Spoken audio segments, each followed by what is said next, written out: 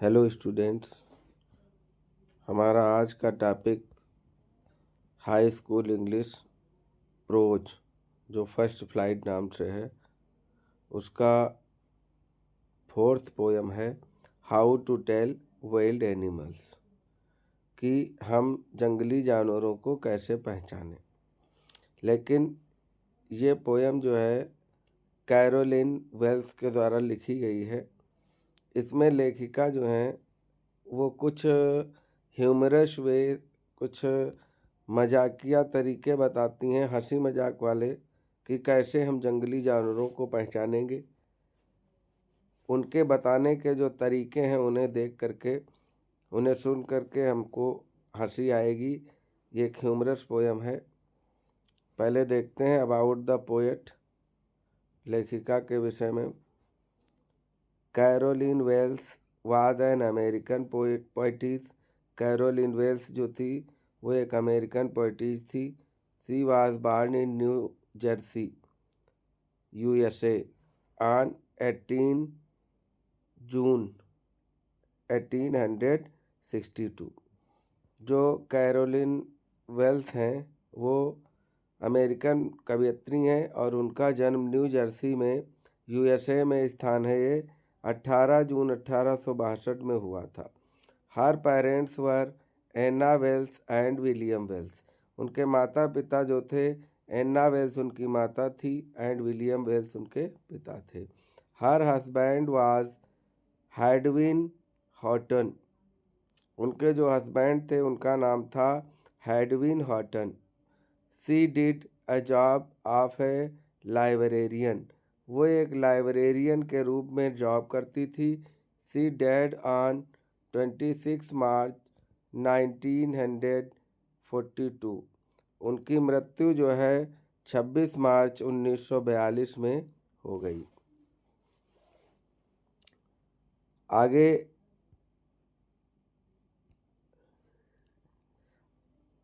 Central idea है, ये देख लेते हैं, फिर चैप्टर पढ़ते हैं।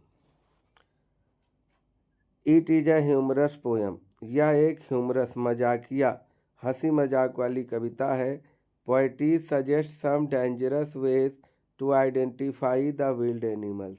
इसमें जो पोएटिस हैं, कवयित्री हैं कैरोलिन वेल्स, वो कुछ खतरनाक तरीके बताती हैं जंगली जानवरों की पहचान के।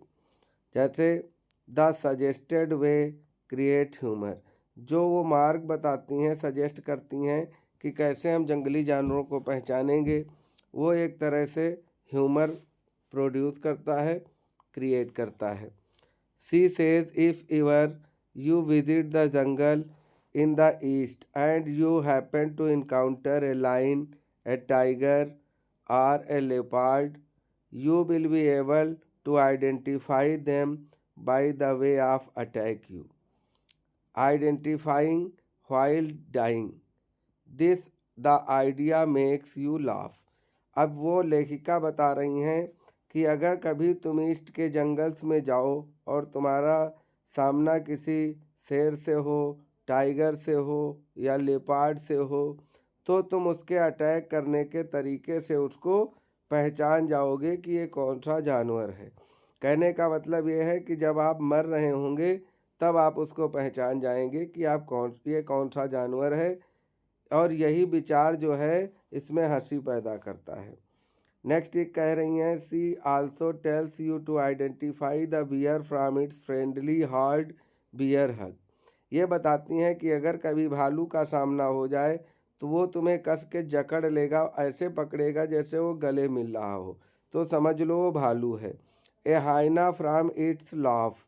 और अगर हाइना दिखता है तो उस तरह से हंसेगा, उसकी आवाज़ ऐसी आएगी जब वो शिकार पकड़ता है, तो समझ लो कि वो हाइना है। And A crocodile from its beeping while swallowing it's victim. Victim होता है शिकार। और अगर एक वो अपने शिकार को निगलते समय रो रहा हो तो समझ लो कि वो एक क्रोकोडाइल है।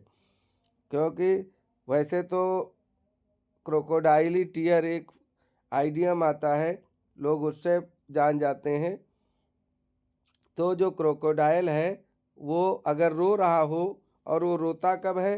व्हाइल swallowing इट्स विक्टिम, जब वो अपने शिकार को निगल रहा होता है। If you see nothing on the tree then there is a chameleon as it has the qualify to change its color according to its surrounding। और आगे बता रही हैं कि अगर कोई पेड़ दिख रहा है और उस पेड़ पर आपको कुछ नहीं दिख रहा है तो समझ लो कि उस पर कैमेलियन है, गिरगिट है, क्योंकि वो अपने रंग को अपने सराउंडिंग्स के अकॉर्डिंग कलर कर लेता है, चेंज कर लेता है, अपना कलर बदल लेता है।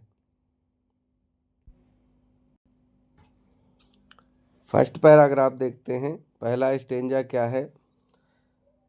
If ever you should go by chance to jungles in the east and if there should be and if there should to you advance a large and tawny beast, if he roar at you as you are dying, you will know it is the Asian lion।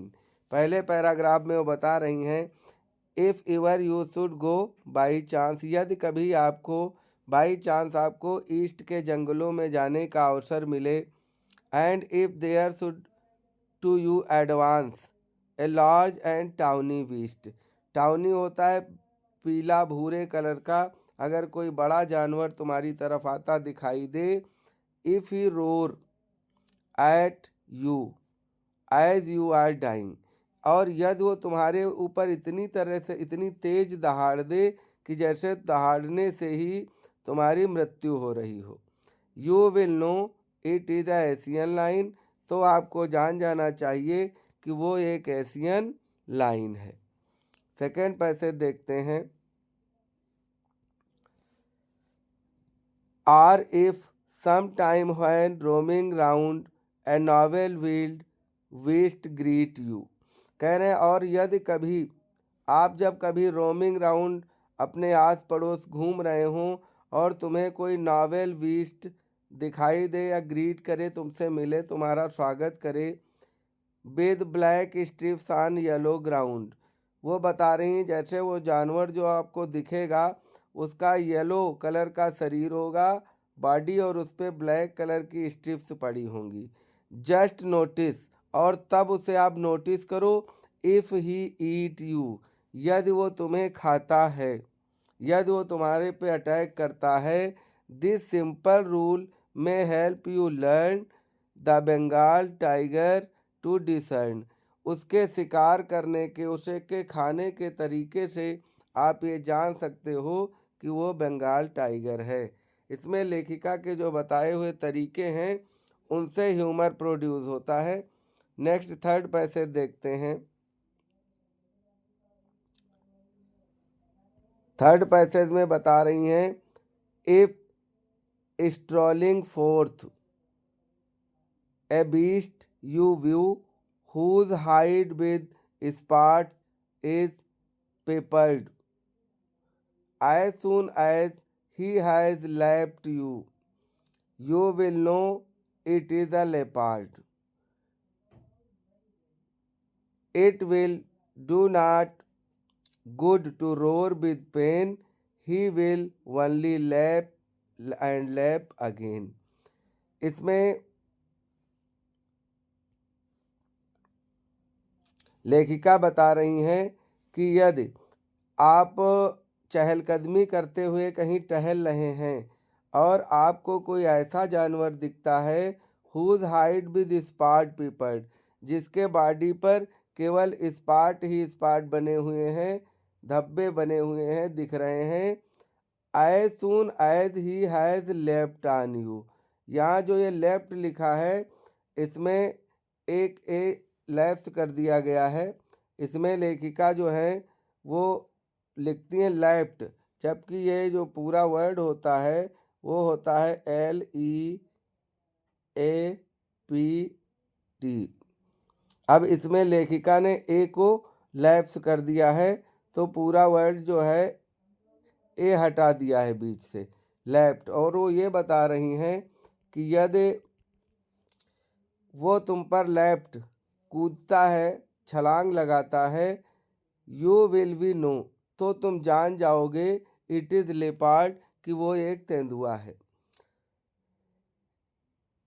It will do not good to roar with pain, और फिर आपको दर्द से या बचने के लिए चिल्लाने से कोई मदद नहीं मिलेगी। He will only lap and lap again, वो बार बार तुम पर झपट करके हमला करेगा। इससे आप ये पहचान जाएं कि वो एक तेंदुआ है। फोर्थ पैसेज देखते हैं।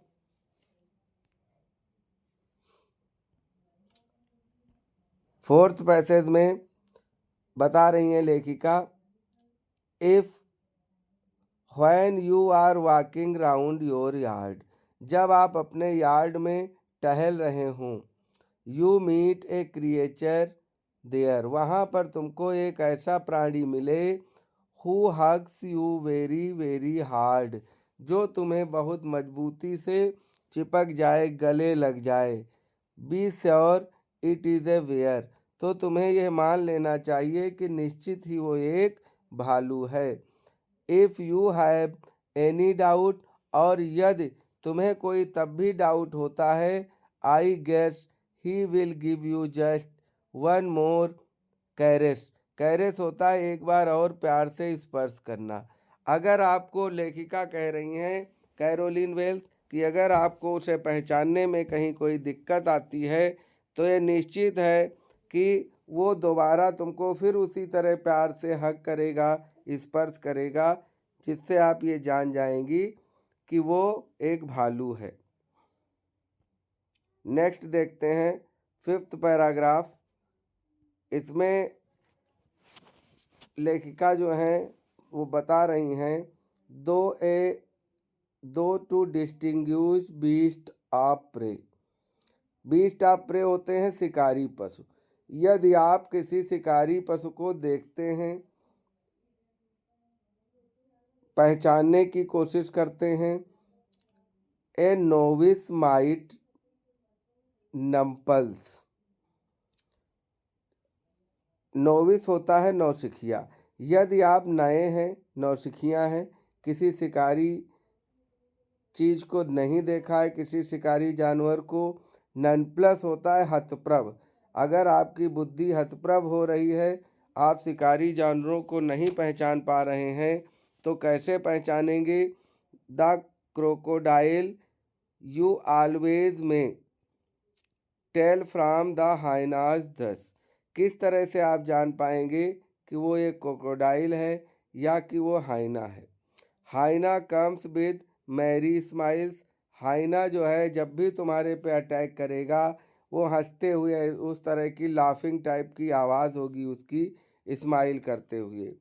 But if they weep they are crocodile, और यदि वो तुम्हें अटैक करने के बाद रोता है, तो तुम समझ लो कि वो क्रोकोडाइल है। अभी सेंट्रल आइडिया में ऊपर हमने पढ़ाया है, बता भी चुके हैं कि जो क्रोकोडाइल्स होते हैं वो अपने शिकार को निगलने के समय रोते हैं, आंसू बहाते हैं।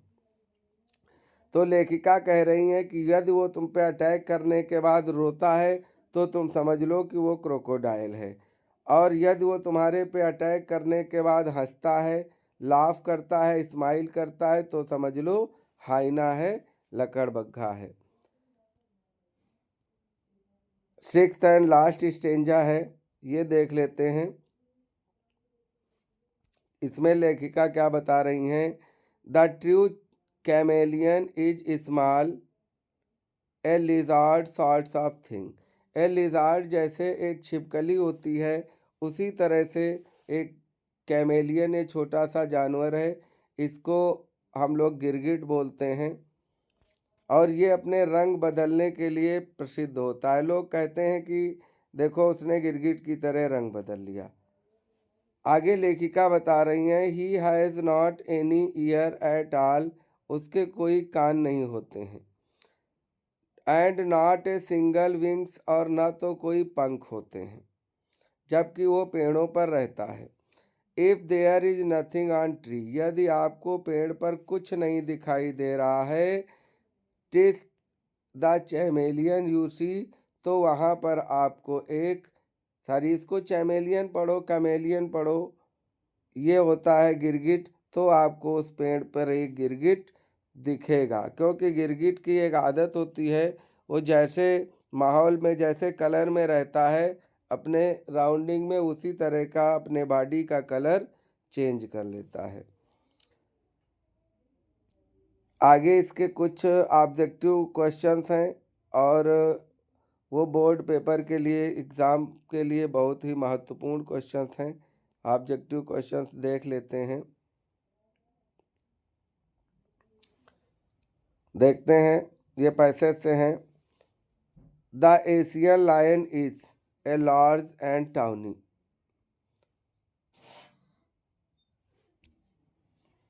Large and tawny, Asian lion कैसा होता है? बड़ा सा और टाउनी कलर का होता है।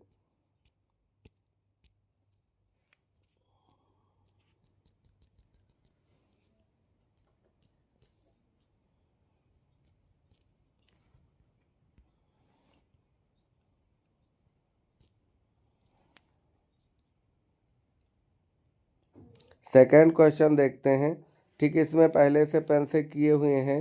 The name of poem is how to tell wild animals. अगला क्वेश्चन देखते हैं, हु इज़ द पोएट। अब पोएट वाले ऑप्शन में कैरोलिन वेल्स इसकी पोइटिस हैं, लेकिन इसमें नहीं दिया हुआ है, तो नन ऑफ दीज हो जाएगा। How will the beast behave, beast कैसे बिहेव करता है? It will leap on a man at once, वो आदमी पर एट वंस, तुरंत, अचानक वो अटैक करता है। इसमें ये वाला है।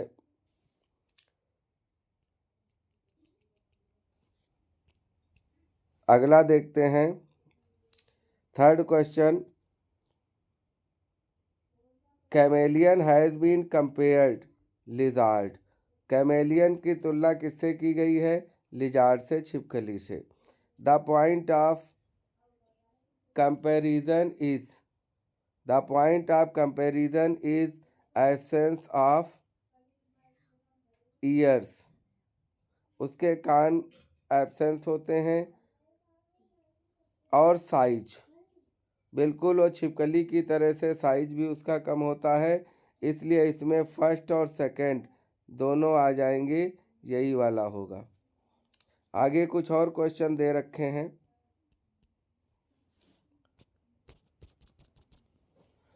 देख लेते हैं। पहले में चेंज इट्स कलर, अपना कलर चेंज कर लेता है, वो कैमेलियन है। The animal hugs you very very hard, इसमें बियर होगा। Hyena comes with smile but if he weeps is he is crocodile, इसमें क्रोकोडाइल होगा। फोर्थ जो है, how does the poet identify the tigers with its appearance, उसके appearance से जो है वो पोएट टाइगर्स को पहचानती हैं। According to poet what does beer do, poet के अनुसार भालू क्या करते हैं? It embraced the man tightly, वो आदमी को टाइटली कस के जकड़ लेते हैं। लास्ट वाला क्वेश्चन दे रखा है, बंगाल टाइगर लुक्स नावेल। अंतिम जो क्वेश्चन है वो है, बंगाल टाइगर कैसा दिखता है? वो नावेल दिखता है। उम्मीद है ये चैप्टर अच्छे से समझ में आया होगा आप लोगों के। बोर्ड में इससे क्वेश्चन आते हैं, पैराग्राफ भी इस चैप्टर से पूछे जाते हैं, और आप लोग ये ऑब्जेक्टिव क्वेश्चन अच्छे से देख लेंगे तो निश्चित ही इस चैप्टर से आपको ऑब्जेक्टिव क्वेश्चंस और पैराग्राफ भी मिल सकते हैं। आप इसी तरह से आगे के चैप्टर और इम्पॉर्टेंट क्वेश्चन पढ़ने के लिए हमारे चैनल को सब्सक्राइब करें, वीडियो को देखें और लाइक करें।